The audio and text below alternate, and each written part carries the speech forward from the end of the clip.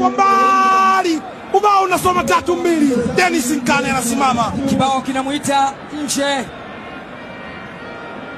Nahodha Bakari Nondo Mwamnyato na kuchukuliwa nafasi yake na Dennis Daudi Nkane. Hii ni tactical substitution, very tactical.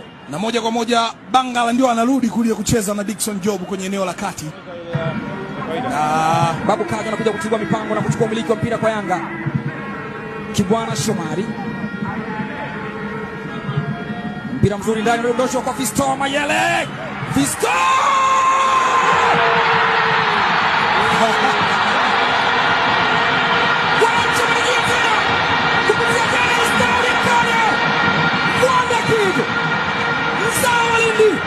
aliyecheza Biashara United mara anakuja kuinufaisha na kurejesha furaha ya wananchi katika uwanja wa Sheikh Amri Abeid Kaluta.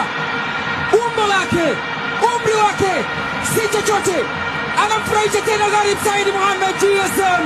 Wananchi wanaamka tena, safari ya kuelekea Tanga imegairishwa, na hili ndio goli.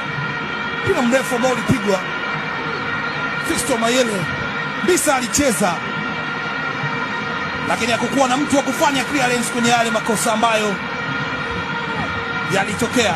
Dennis Nkane alikuwa tayari ndani ya 6, akateleza tu kuweka mpira kwenye kamba. Ni mfungaji ambaye alifunga bao la mwisho kwenye mchezo wa mwisho wa ligi kuu kwa Yanga. Umiza sana, na hawa ni wakongomani wawili ambao mmoja amewapa Yanga kombe